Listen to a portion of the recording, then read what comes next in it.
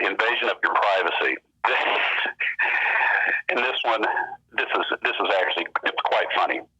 So Warren was really unhappy with the fact that we played Cellar on one rig. He just was very incensed by that. And so while they were on tour for Cellar, Warren and his roadie would go into music stores all across the nation, and they would audition Marshall rigs. And so Warren started purchasing, and then they'd ship them back, and we'd put it in the warehouse.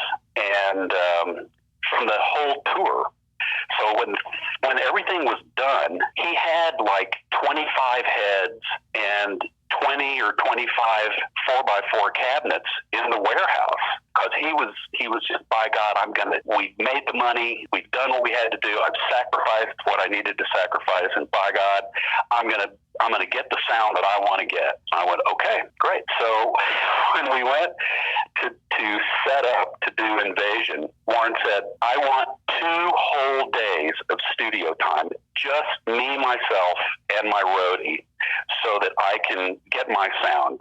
Because remember, we have now 25 heads, 25 or 30 different cabinets. His idea was that come hell or high water, he was going to check every head with every cabinet and come up with this impossibly monstrous and unique sound.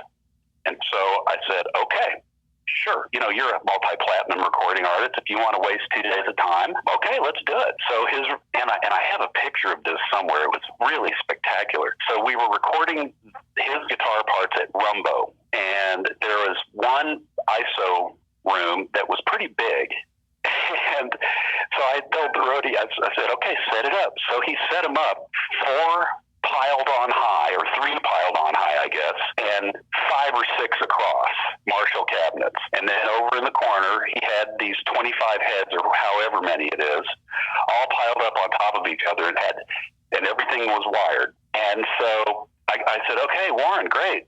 So go for it and let me know what you've decided for your rig. And so he goes in, closes the door, and he's in the room with the amps right now, and turns everything on 10, goes in there and starts rolling away. And he's playing, and then he stops, and you can hear that, and they're changing jacks, and his roadie's in there with him.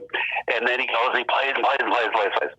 So, and I'm in the control room, which is, I'm like 2 glass protection areas away from him, and I can't even hear myself think anymore. It's so loud. And so he comes in, and after about, I'll say 20 minutes, 30 minutes of this, he walks in and he said something to the effect of, well, I can't really tell. And of course, he was totally deaf at that point. And so what we wound up doing was I got his roadie to take the rig that we used on Cellar, and I just said, stick it in the mix, in the pile of amps. And so he gave me the look, and I said, this has just got to be between us. I want you to put the head, replace one of his with the old one, and do this again.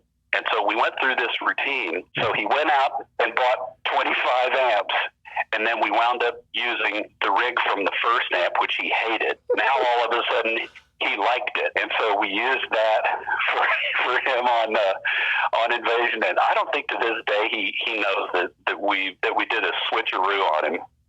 But sometimes it's just especially with those guys, I just kind of had to let them think that whatever it was their idea. Right. And I was like, yeah, that's great, okay. Right. So it was a little psychology 101 sometimes with those guys. A role of a producer, right?